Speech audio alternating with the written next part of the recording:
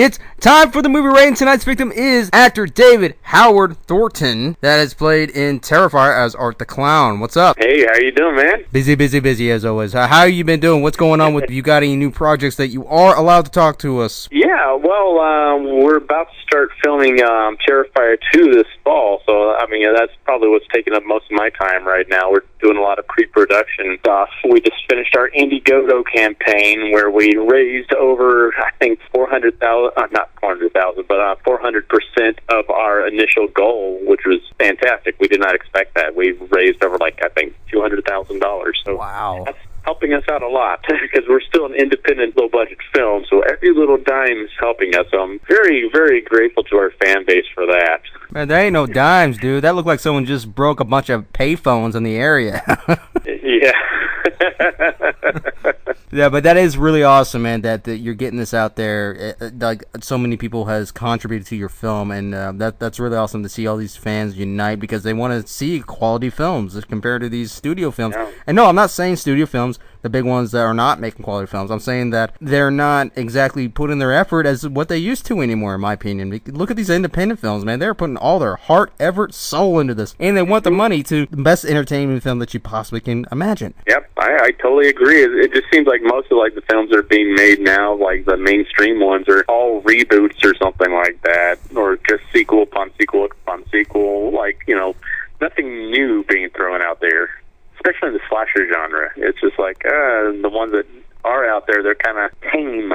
And it's like, no, we don't want to be tame. we want to go full throttle. Yeah, a lot of these films are being tamed to where we're limited to what kind of content they need to go to, or how much of a story should be told so they can divide it up into another sequel or whatever, or just simply just doesn't work out at all. And just, you know, do you think it's about time for independent filmmakers to really step up and then almost take over? Oh, I'm not saying they will, but entirely, but you think they should? Oh, I think so. I mean, that's where all the classic horror franchises started out basically anyway. You know, Texas Chainsaw Massacre, Friday the 13th, Halloween, all that kind of stuff, all started like independent films. In the independent world, the creators have more freedom to do what they want to because they don't have a studio breathing down their necks telling them you can't do this, you can't do this, but we want you to do this and this and this. When you're an independent film like us, we can do what we want to do, which is very nice because like we come up with some crazy ideas ourselves. So we're like, let's do this. Why not? Creative freedom to show us something different and new outside the realm of whatever the studio wants in terms of what's going to be sold, so to speak. Yeah, especially when it comes to like the gore that we have in our films. I think we're not being restrained in the way like a lot of films restrain other franchises, because I think they're more trying to go more PG-13 ratings now instead of R-rated ratings for horror films, which is unfortunate. I'm like, the horror should be pushing that envelope at all times, what they can get away with. I think that's where you get some really good creative stuff that way, when you're not being limited. Yeah, when they do limit it to that point, they're like, oh, well, okay, and then they got to worry about other markets, they got to worry about international, they got to worry about if it's going to go to possible TV, other networks on TV, to movie channels and so forth. I'm like, well, if you limit that, you limit the artists themselves. Exactly. And that's something we haven't wanted to do. And we had like one studio that approached us for the sequel, and I think they were wanting to not really fund us the way we want to be funded, but they also wanted like more control over us too. I was like, no. So if you're going to give us the money, we also want the freedom to do what we're going to do, because like what we want to do is going to give you the better film anyway. Oh, definitely. And when it comes to performing a monstrous character like you have, do you think the performing artist must make an extra effort into making it more better and not be labeled as a limited expression artist? Yeah, I think so. Yeah. Now, I understand like playing as Art the Clown can be a very, very challenging, very dark type of character, but having to bounce from this character, and then if you happen to play another character like this, it's almost kind of hard to convince the audience that you are capable to express a different kind of art through these type of characters, like you would if you were Jason Voorhees or Michael Myers and so forth. Yeah, you have to be able to differentiate yourself from like, this is art, but if I play another character, I want him to be completely different from art. The people aren't going, oh, well, that's art too.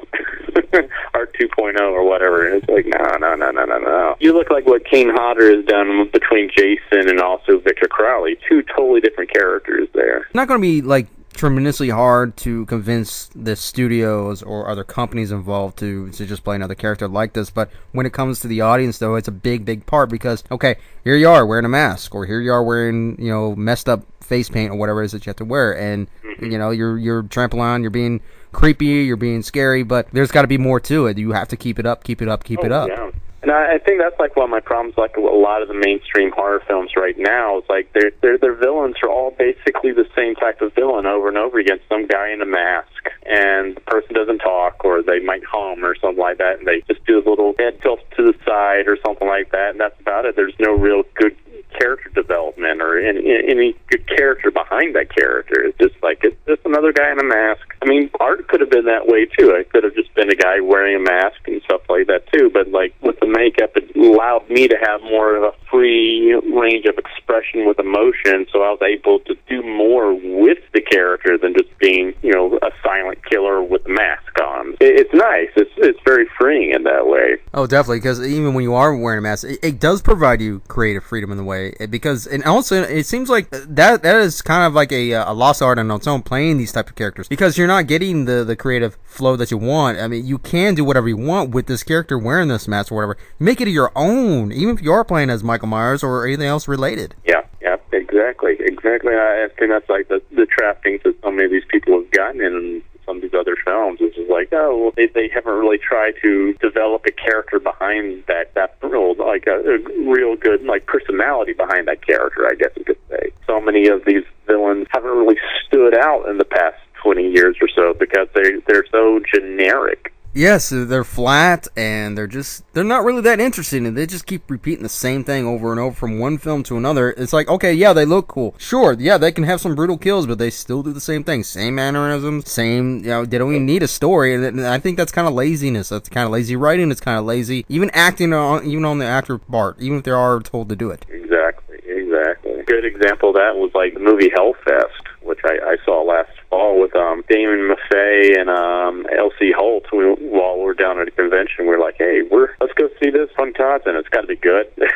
And like the villain in that was just a cookie cutter villain wearing a mask, and he would walk around and hum "Pop Goes the Weasel," and that was about all you got of his character. Other than he was boring though. He didn't really do anything special that made him stand out that much, and I found that to be irritating because like the premise of the film was a cool premise, a slasher that takes place in a haunted house amusement park. There's so much you could have done with that, and I felt like they dropped the ball on it. It could have added some more of a characteristic, more of a personality behind this character. It made him this very sadistic, fun character, but they just were like, we'll just slap a mask on a guy and put him in a hoodie. Yeah, because to me, like, okay, a fun house. Okay, yeah, you can play with so much with that. Carol themselves, you attach it to them, okay, then you're going to give the audience already the obvious idea what this character is. Mm-hmm. Yeah, they basically could have slapped any villain into that movie, and it would have still been like the same movie in that regard, because it was just like, there's nothing special about this character. He just seemed like a blank slate. It was like, okay, you could just put anybody into this. It's not like, you can't really slap someone else into a Freddy Krueger movie. That's just Freddy. It just looks like there's that personality there. It's like it wouldn't be the same type of movie in that regard. But you having to step into a dark character like this, you'd be limited being in this type of dark moment, or do you think you should kind of like split it in half to not lose possibility of control of yourself? I still try to do a lot of voiceover work and stuff like that as well. So I don't want to limit myself just doing this type of character and stuff like that, because much fun art is to play. You're doing so much violence and stuff like that. It's fun to get away from that for a little while and do something fun and happy. But having to step into, let's say, as Art, and this is a very crazy, very dark character, but having to stay in this character, do you think it should be a limited time to be within this character without losing yourself mentality-wise? Do you think that'd be best, or do you think just go straight forward and then find a way to crawl yourself out of this? Yeah, I don't really have to worry about getting into too much of the mentality of the character and it's sticking that way. I've always been able to turn a character on and off. I'm not one of those method actors where that it just stays and lingers with me. I can easily distance myself from my work. Yeah, it can be very difficult though, because like this is like especially if you're going further and further into this character, or let's say the sequel's coming up for Terrifier. How do you going to really re-enter this and then make it different on your own? Oh, we got some fun ideas. I can't really say what, but I'm always sitting here just like, thinking of things to do in scenes, just to add a little bit more character to him and stuff like that. So, and some of that also just happens while I'm on set too, just in the moment. We'll see. Now, when you have to step into a different character, do you almost have to basically recreate yourself each and every single time? No.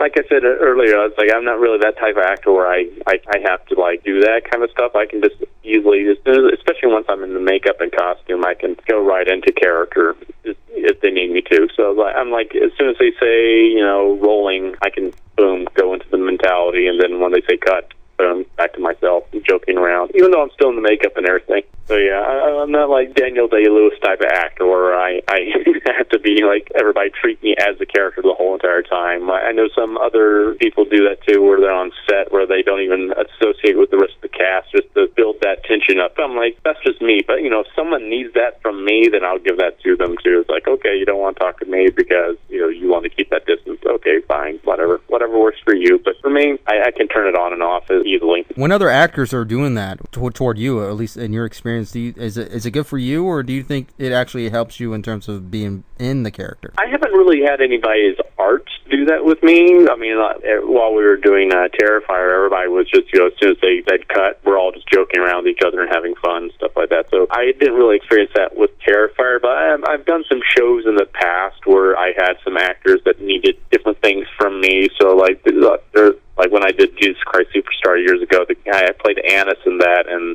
my Caiaphas, just so he could stay in character, needed me to be in character with him while we were off stage and stuff like that. I'm like, okay, sure. And whatever worked for him to help him get to where he needed to be, I gave that to him. I mean, I didn't need it myself, but it was good for him. I'm giving, the other actor what they need just to get to where they need to be. Yeah, it just seems like it's kind of all on the fence type of balance in a way, because it helps them, but at the same time, it might not help you at the same time, depending on your your taste of style of acting. That's fine, but sometimes if it's a dramatic role, like maybe it might conflict a little bit.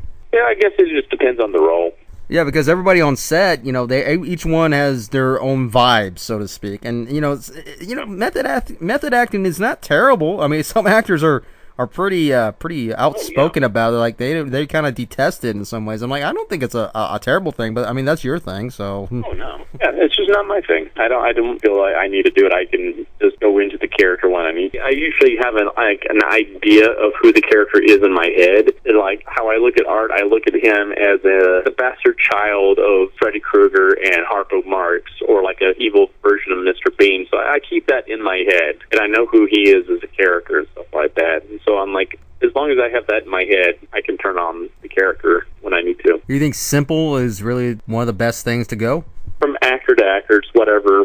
Everybody's different. So I'm like, that's what works for me, but, it might not work for someone else. Yeah, sometimes even just going a simple route, just being simple, just, do your thing, get off. Sometimes simple is like the best thing ever. Mm-hmm. Now, how do you feel like with Terrifier? It's been getting mixed reviews from some people who love this movie, and there are people who are like, type of mentality. What do you think about having to go forward with another sequel? How do you think this is going to pan out? Do you think this is going to be top notch, or do you think it might have the same reaction? I think the sequel would get a better reaction from those naysayers. We've heard some of the complaints. Like I know, like one of the bigger complaints, some people say, "Oh, there's no real plot to it." I'm like, I know.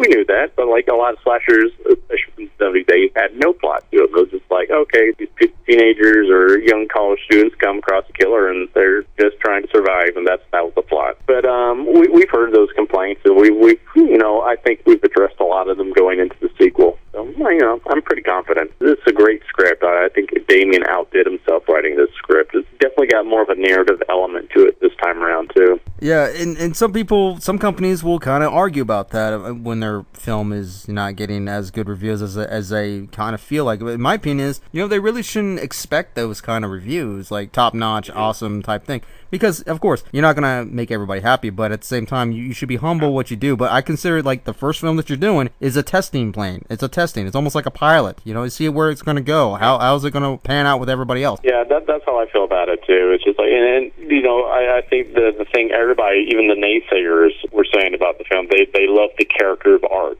They love that character. So I was like, as long as we just keep the character where he is and keep true to that character, I think will be good. Future films and stuff like that. It's like we just keep who Art is the same and not pull back from what we were doing, like with like the gore and stuff like that. I still having fun with the characters. I think we'll be fine. There's something different about him. There's something more unique about him. And as far as the environment around him, okay, maybe not so great in terms of where he's actually heading. But with Terrifier, what can we expect for this sequel that you are allowed to? I mean, is anybody else involved in this that you are allowed to say, or can you speak up just a tad of what you can do? I mean, I can say a little bit. Like I said, it's going to have more of a narrative element this time. We're setting up, I guess you would say, the real protagonist of the series now. I would say in this, like, we're setting up our Laurie Strode, I would say.